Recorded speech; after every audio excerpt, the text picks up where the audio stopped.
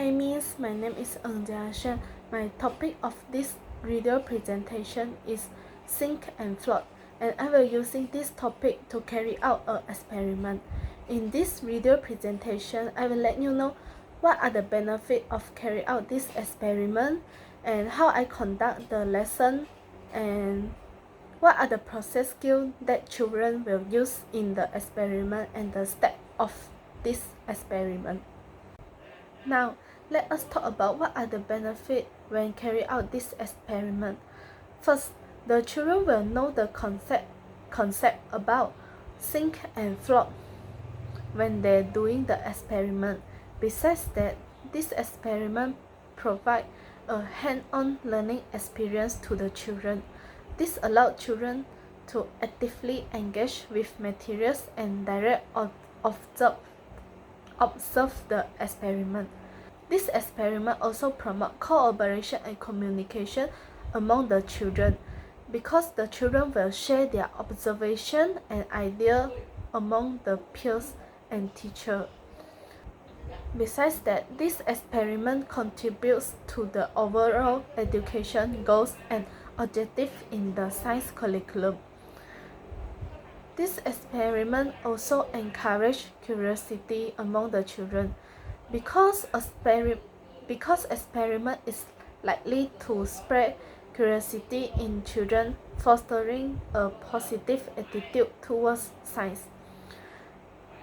The experiment also engages multiple senses by involving various materials with different texture, shape, and weight. So what are the science process skills that we'll use in this experiment? The first is observation. This is important for children because children will observe the behavior of various objects in the water and not whether they are sink or float. The second is classification. Children will classify objects based on their buoyancy properties and categorize them as sinkers or floaters. The third is prediction. Children will make prediction about whether specific object will float or sink before they conducting the experiment. The fourth and the last is communication. Children will share their observation, prediction, and their idea and also their findings with their peers and teachers. Now let us start our lesson. Before I start to explain this concept to the children, I will ask the children first what are the basic knowledge they know about the sink and float. Whether they know this word before or they don't know. What are the basic knowledge children know about this topic? After the children give me the response and the answer, I will start the lesson by explain the meaning sink and float to the children. Sink is when something sink. It means it goes down into the water. Objects sink because they are heavier than the water display. Like the stone in the picture, it sink into the water because the stone is heavy. And float is when something float. It means it stay on the surface of the water. Objects float because they are lighter than the water they display. Like the boat float on the water. And you can see this is the example provided to the children to let the children know sink is under the water and the float is on the surface of water. And then for the more teaching, then I will ask the children why object float or sink in the water because this is because of the weight of object, density of the object, and buoyancy of the object. Today we focus on weight first. As you can see at the picture, heavier objects such as stone, scissors, and locking usually will sink in the water, but lighter objects such as toy duck, pencil and the ball will floating on the surface of the water. That is all our explanation about the concept sink and float. After the children know the basic knowledge of the concept, we move on to the experiment. For the experiment, we provide different experimental material from different wet materials and shape, size for children. This is because by testing different materials, children able to explore how these different materials will affect buoyancy. For example, a ping pong ball which is light and buoyant will lightly float, while a metal spoon which is denser may sink. Besides that, using a various materials of everyday items such as spoon, ping pong will make the experiment more engaging and relatable. It encourages curiosity and allows participants and allows children to explore the concept of sink and float in a hands-on and practical manner. Besides that, this experiment with diverse materials help related scientific concepts to real-world scenario. Children can better understand how the concept sink and float apply to objects they encounter regularly.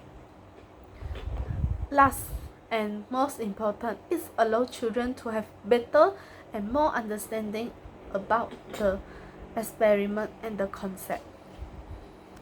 Now I will explain what are the materials we will use in this experiment. The first is the badminton and ping pong ball, plastic Lego, and the bottle cup, the coin, the stone, the rubber band, the metal spoon, the key, and the glass marble. Besides that, we also have the transparent container.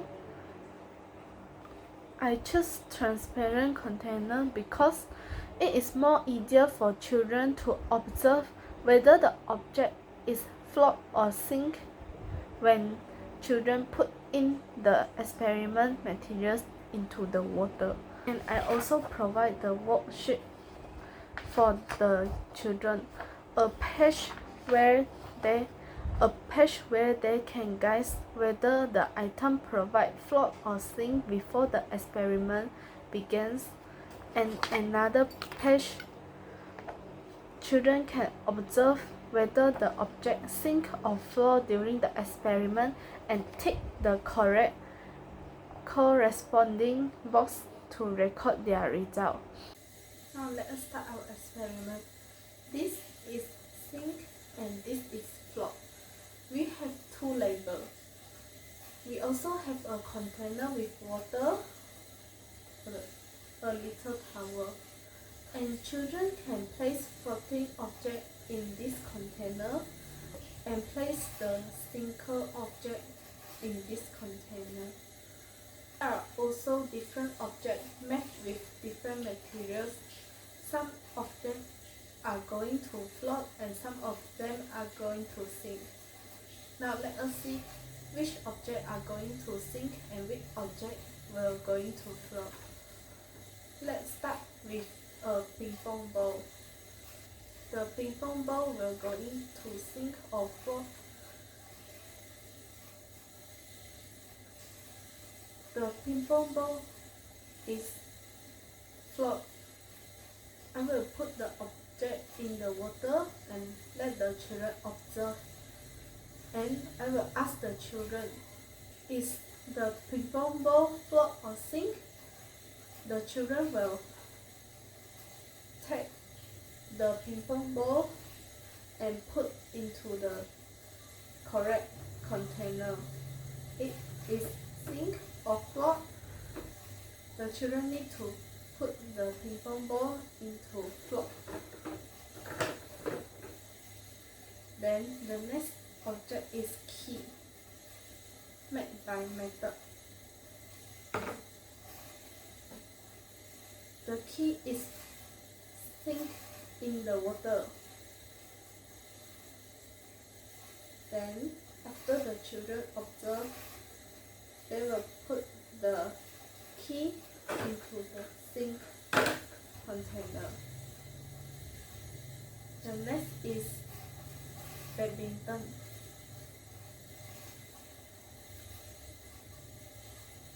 The badminton is float on the water. So the children will put the container. So the children will put the badminton in the float container. The next is stone. The stone is more heavy and it sink into the water, sink under the water.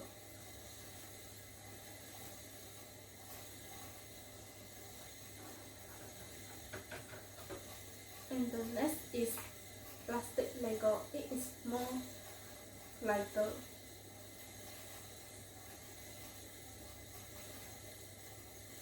The plastic Lego is float on the water.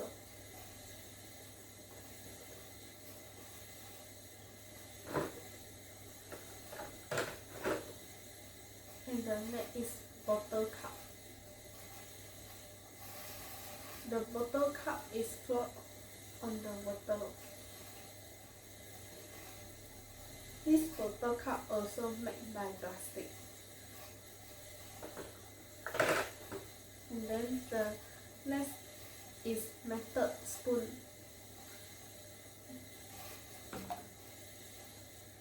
The spoon is sink under the water.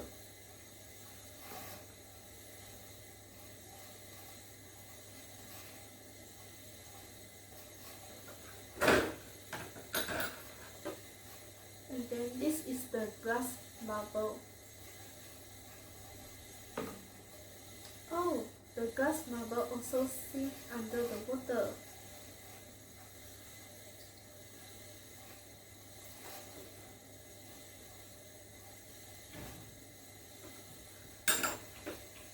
And the last is rubber band. The rubber band float on the water.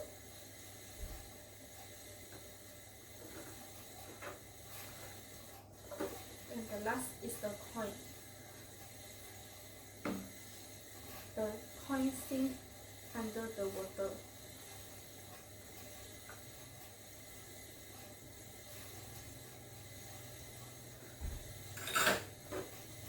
After the experiment is done, I will correct this worksheet from the children and I will check the answer. If the children is not understand why these materials is float or sink, they can put up their hand. I will provide the question time for them to ask the question they are not really understand. Besides that, before I end the class, I will do a summarize and conclusion for this topic. For the next class, I will reinforce this topic and I will let the children bring items to school that they are interested or they want to doing this experiment. This is all my presentation. Thank you.